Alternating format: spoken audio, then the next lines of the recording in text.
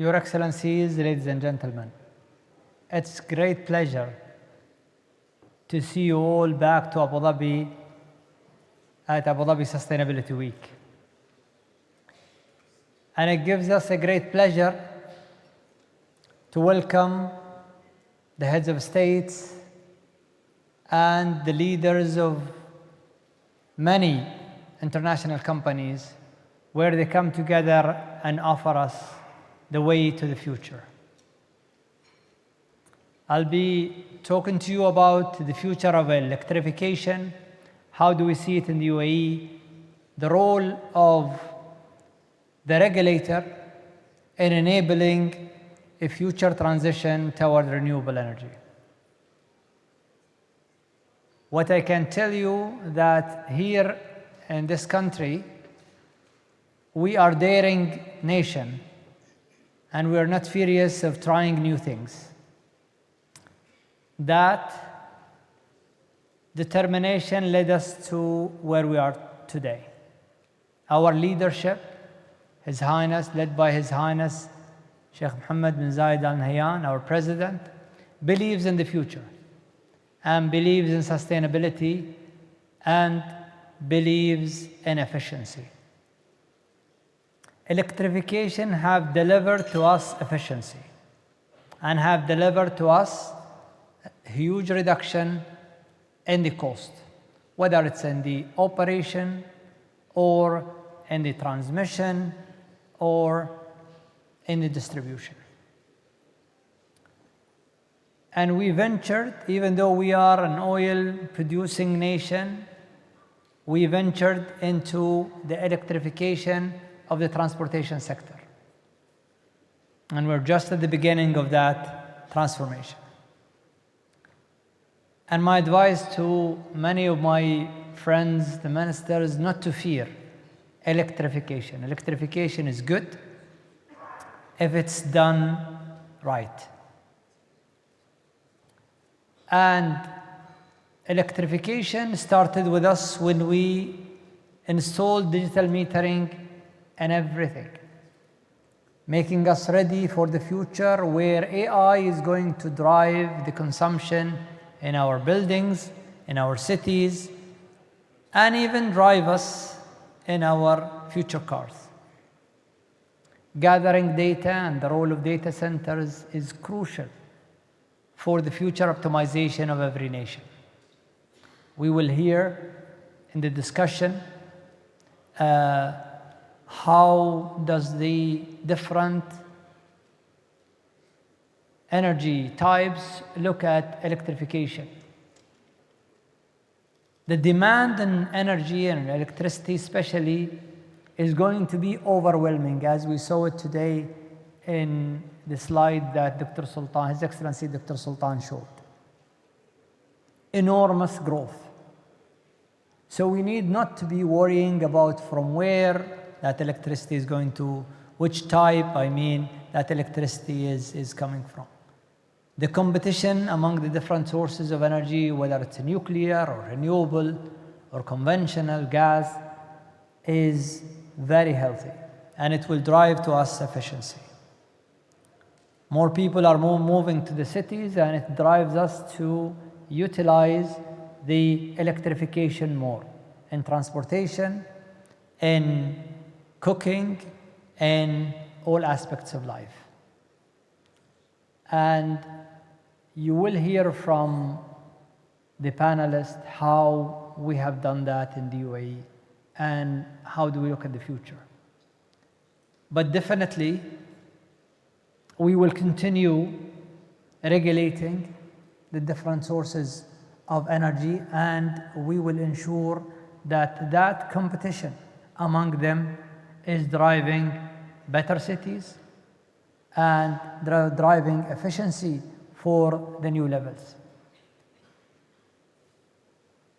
We are expected to have 1/3 of our grid, of our electricity coming from clean sources of energy. And we are moving to tripling the capacity of the renewable energy that we have it today. And all of that is going to happen in the next 5 years, hopefully before 2030, where we'll deliver the 30%. The growth on energy, I can tell you, especially in electricity in UAE, is overwhelming. So that by itself is a challenge. But inshallah, we'll see more projects, more inspiring projects, like the project presented today, this morning, which is driving a 100% solar through the use of battery to the grid. A 1 gigawatt is enormous. If you look at you need 5 gigawatt of solar energy, solar panels, and you need batteries as well. But this is just the beginning for more projects here and in the region, where we can unlock the full potential of solar. I'll leave you, I think I overspoke for the introduction I was given, but I am optimistic about the future. And here in the UAE, we will continue daring, and we will continue to try new things, and we will continue to work with you as industries to unveil new technologies. Thank you.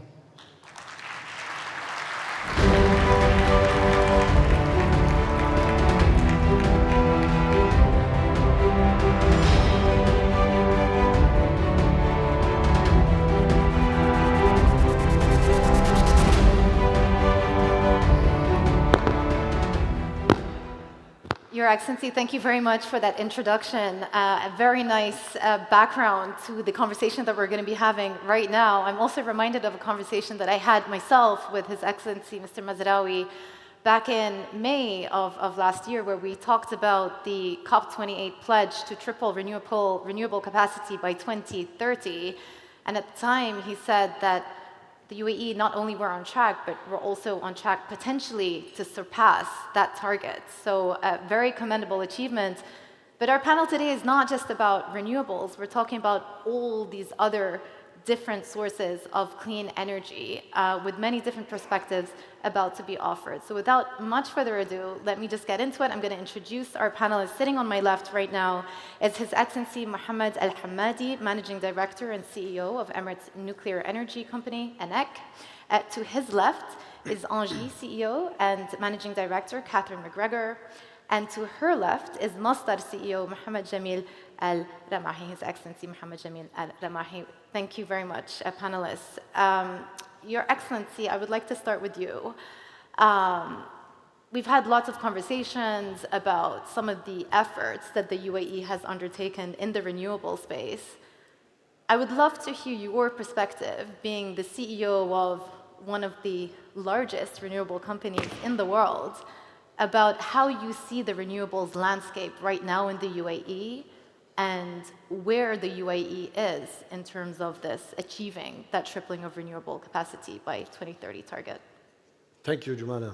I think, first of all, I think this is one of the best panels for the whole week. So we are all excited to be here.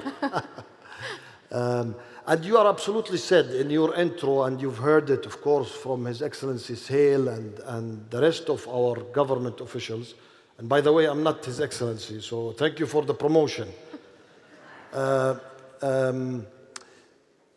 So the UAE has pioneered renewable energy. The UAE pioneered the energy diversity. And of course, His Excellency Al Hamadi is here, so, and the diversity of our energy mix is basically originated from our natural resource gas, and then it progressed into an energy diversity with nuclear and renewable energy. And I speak on behalf of the renewable energy part of this diversity. So when we started in 2006, when His Highness Sheikh Mohammed bin Zayed established the Masdar, he put a target for Abu Dhabi, 7% renewable energy target by 2020, in 2006. And obviously, The UAE and Abu Dhabi has exceeded that number. We doubled that number. And yes, we have a target by 2030, and I can assure you, after today's announcement, witnessed by His Highness Sheikh Mohammed, our President, the round-the-clock power, the giga scale project, unprecedented project, 5.2 gigawatt of renewable energy capacity, powered by solar, integrated into a 19 gigawatt hour energy storage system to produce baseload profile green electrons. At such scale, it's never been done before. It's done here in Abu Dhabi. So after today's project, we definitely achieved our 2030 target. So we are on track. We are actually much faster than what we I'm sure after today's project we will have another target to achieve. Good. All right, that's a good scene setter. Catherine, let me turn to you. I'd love to hear the European perspective on how you think the transition towards a cleaner energy system is going, because the topic has become a little bit polarized, it's become a little bit politicized, especially in Europe these days.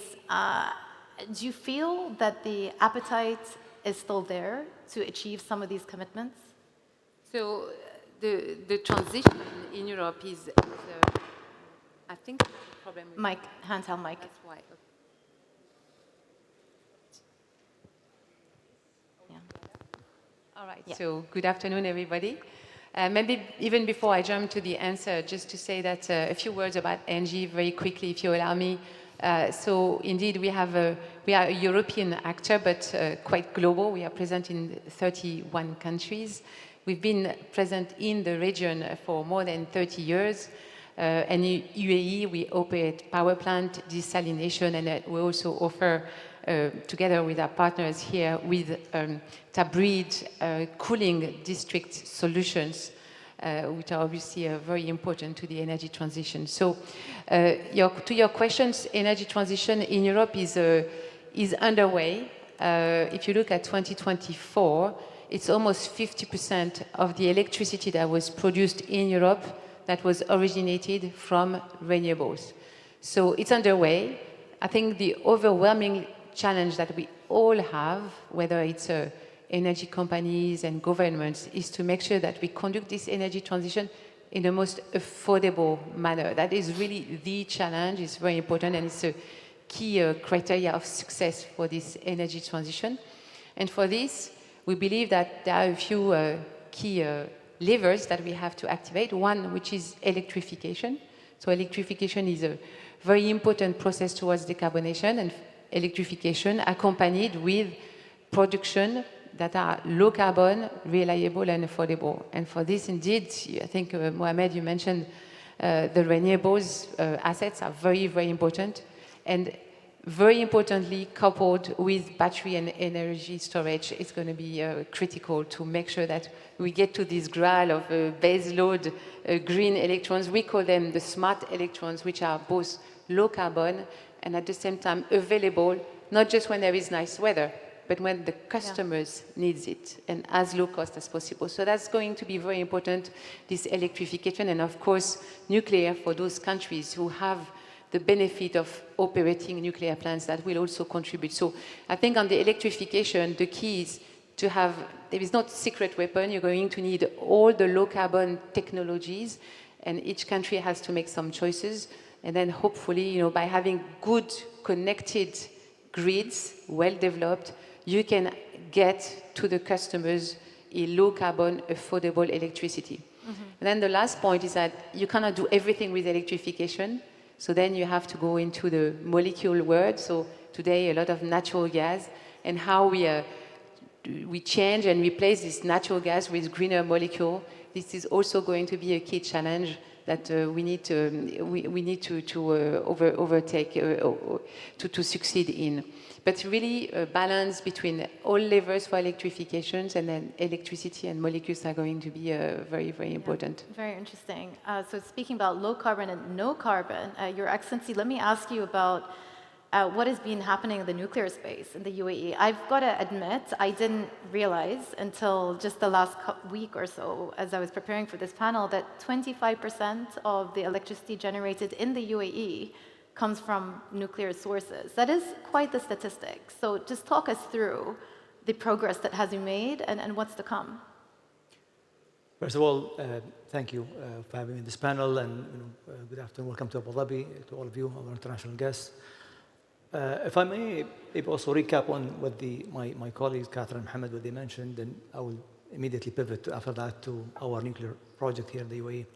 So this morning I saw the opening ceremony, and I was really moved by the young people who were doing something to make the world a better place for us all to live in. And if you look today, there is over 750 million people without electrons, without electricity. It means they lack education, they lack access to basic needs of living. And if we look today at the mega signals in the world and what's happening when it comes to energy demand, it's energy demand in the developed worlds, by the way, it's trending exponentially. There's a growth. And when you look at the growth coming from, there is also population growth globally, but we have this new strong signal of AI, artificial intelligence, which is exponentially growing the demand. If you look at cloud computing by 2026, which is a year from today, by the way, the total demand will be 1,000 terawatt hour. 1,000 terawatt hour for cloud computing plus AI and the rest of those energies. And if you put that in scale, that is the whole energy produced by Japan. Just to put things in perspective. And that's why I wanted to move from that to UAE and to the visionary leadership of this country. We had very clear targets in 2008 and 2009 to be able to diversify our energy sources, make them cleaner, and produce energy that is diversified and cleaner from energy mix today. So fast forward from 2008 and 9 to today, 2025, January in this room, we are producing 25% electricity from Baraka, from the nuclear power plants. We have the largest installed capacity of renewable energy in the region, and we have the largest solar plants in the UAE here. So when it comes to decarbonization, UAE has been serious and continues to pursue meeting the net zero target. And if I may pivot onto nuclear specifically, I think we managed to do this program to the highest standards of nuclear safety, security, non-proliferation. We managed to do it on time and on budget. I think it's a great testimony of the success of this nation. We have the capacity from a human capital point of view, from policy strategies and vision to make such projects happen in a great success. And I'm looking forward to this energy demand. I would like to meet this demand challenge by providing more of a base load clean electrons, and that is very sought after. And my colleague Catherine mentioned, these are very valuable electrons that all industries and everybody in the world want to put their hands on. Yeah, fascinating. Catherine, I want to pivot a little bit towards the technology advancements. We sort of touched on it, but where do you see the biggest progress being made from a technology perspective in terms of energy storage, carbon capture, grid modernization? Where are the biggest strides being taken? Well, maybe to stay with the theme of green electrons that are becoming more and more baseload, I think on the storage, this is where we are getting the most advanced and the most rapid progress. If you look at the cost of storage and the battery technology, the duration of storage is changing by the week. And that's really very, very hopeful because you have to look at the cost of the system and the solar and batteries. The solar, prices have decreased so much for the past 20 years. So if you project what's happening in the battery space and you project similar kind of cost reduction curves, you can only be excited about what that potential can be. Of course, battery will remain a fairly short-range storage. So I think that's where we get to longer-term storage solutions. And here you have to think a little bit more about the hydrogen potential.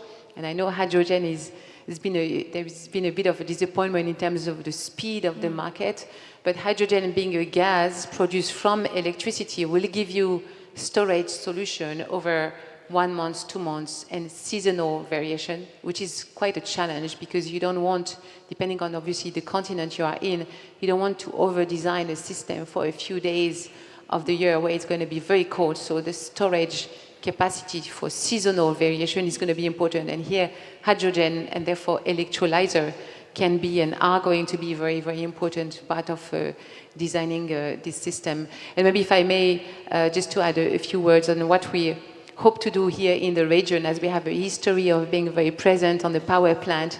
We want to be part of this journey that you guys are building, commanding the ambition on the renewables, and we hope that we can develop nice project together with our partner on the solar side and also on this energy to be part of this very smart electron that we are all thriving for. Yeah. Well, we have to say bye to Catherine because she has a plane to catch, but the panel discussion is going to continue. Catherine, thank you very much for being here today and offering your perspectives. Let me continue the conversation with you, Mohamed. I'm not going to say Your Excellency, but I said it once, so maybe I should say it again. When you talk about different renewable sources of energy, one of the concerns that comes up is grid interconnectivity. And I just wonder whether you see that as a bottleneck or as a potential opportunity to stand out versus other parts of the world. So, you know, when you think about our product, we generate a product. This product is an electron. This electron needs to move from one location to where the demand is. To do that, you need that infrastructure. So you are absolutely correct. The infrastructure, be it mainly transition is very critical. So when we look at Europe, the United States, or what we call the bloc of the global north, you would think that this developed world will have the relevant infrastructure to enable this transition into renewable energy sources or new capacities that needs to be built up. But you'll be surprised that to actually develop a project takes maybe 6 to 7 to 8 years. And there is a waiting list to actually connect your project into the transmission because there is no capacity. So the infrastructure that enables either, if you like, the transition into renewable energy sources or any energy sources, because the demand is increasing. So the lack of investments in the infrastructure in the global south is evident. And in fact, today, you see a lot of capital flowing into the infrastructure needs. But the issue there is not only about capital, it's also about the ability to obtain approvals and permits to build these infrastructure mega lines. Now, in return, if you look at our region has been successful, of course, because you have clear vision, you have a leadership, you have a government that is efficient. In the end of the day, if I want to put in a transition line from my power station, today in the UAE, to obtain permits, land, right of way, it takes less than 1 year. Proper. So we are fast.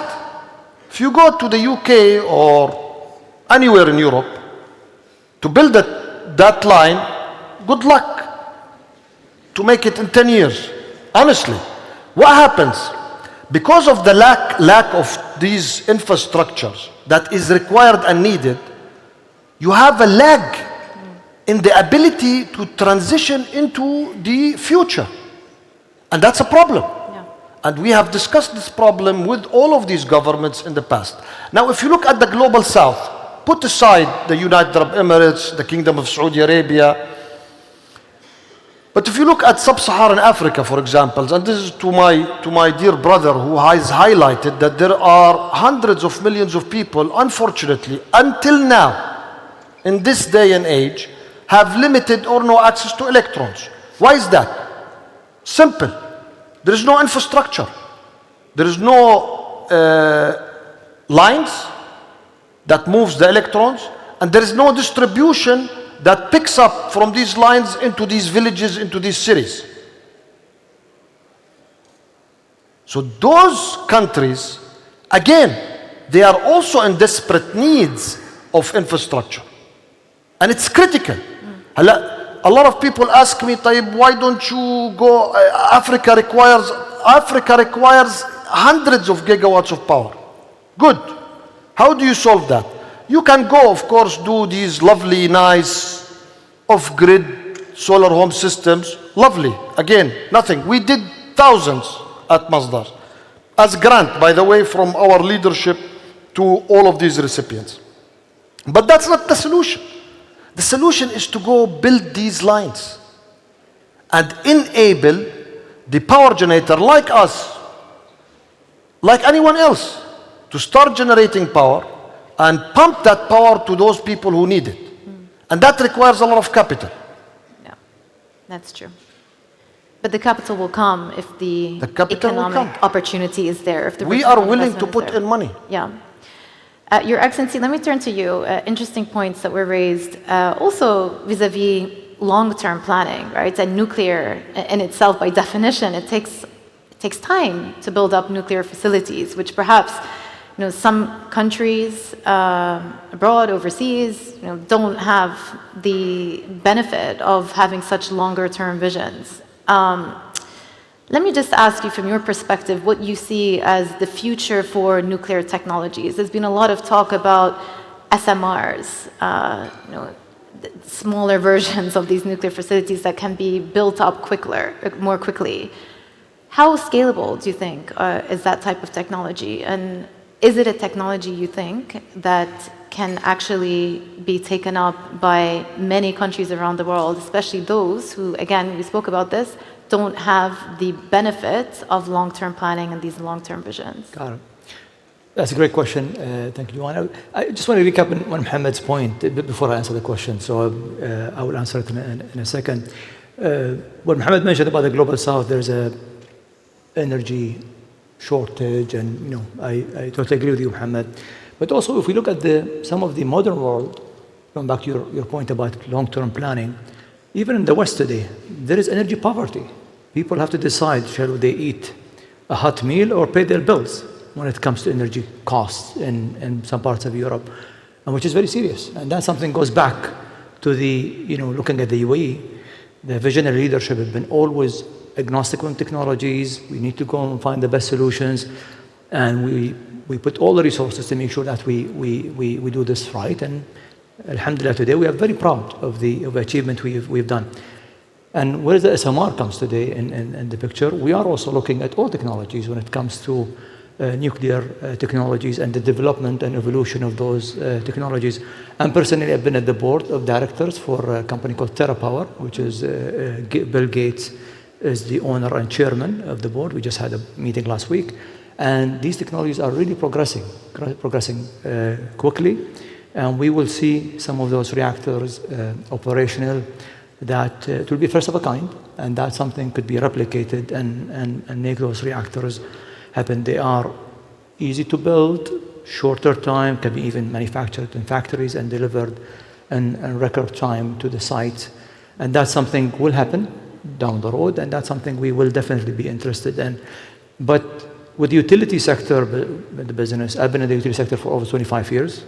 I consider myself as an electrician than actually a CEO.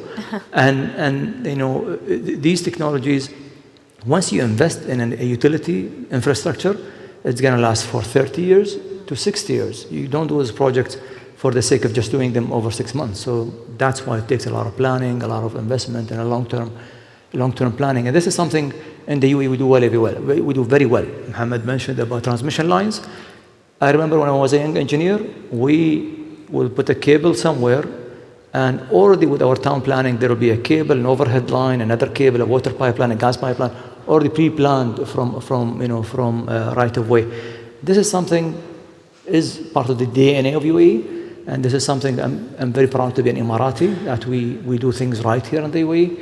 And that's something I look forward. Yeah. And how do we take now new technologies and new innovations, introduce them to our ecosystem here in the UAE?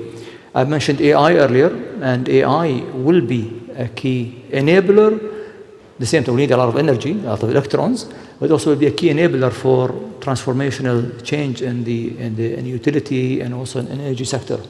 Can I just ask you before I move on, do you think the perceptions towards nuclear energy has changed? Because for a while, many countries in the West were turning cold on using nuclear energy as an energy source. But it feels, from my standpoint, and you're the expert, not me, that nowadays there is an understanding that in order to reach net zero, you probably do need that additional energy source coming from nuclear. Well, you are spot on. I totally agree with you. The base load of nuclear is required to be able to meet net zero. We've seen a positive turning point at COP28 in Dubai. We had the first time in history of COP that the nuclear has been introduced as part of solutions to be able to meet climate change.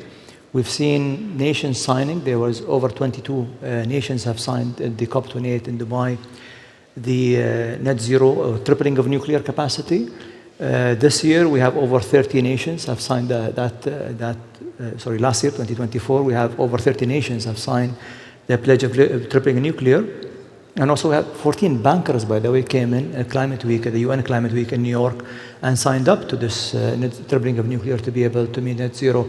So to your point, you're absolutely right. There is a positivity toward nuclear, and nuclear has been a key solution for advanced, responsible nations to develop this energy source in a responsible manner, do it in a high standard manner.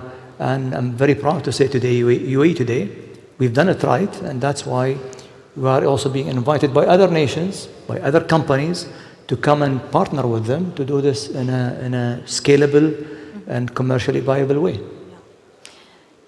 Mr. Mohamed, final word for you. We talked about the importance of mobilizing capital. Where does government-to-business partnership come into that?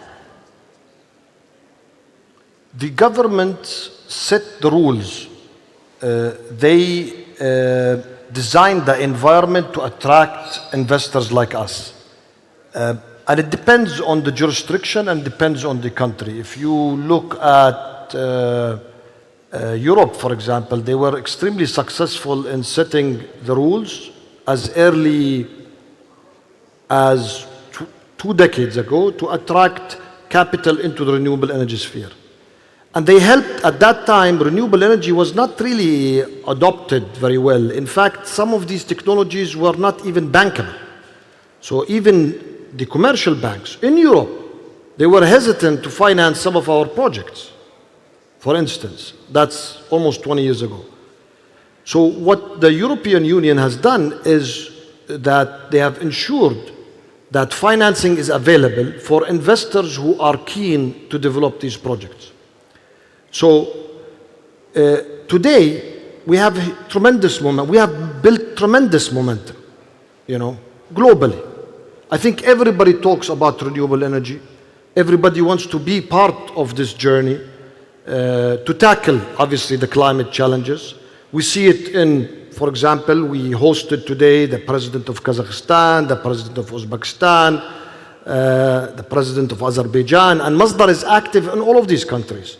When I first went to Uzbekistan 17 years ago, they were not even thinking about renewable energy. Today, under the leadership of the president, reforms has happened. But not only because of the reforms that has done by the governments, what it did is attracted direct foreign investments. So it's not only Masdar who's active in Uzbekistan. It's Masdar, it's EDF, it is EMEA power, there is aqua power, there is a lot of potential developers and investors. So reform is important, public and regulatory regime is important, and then money flows. That's a good place to leave it. Gentlemen, thank you so much, and thank you, audience, for watching.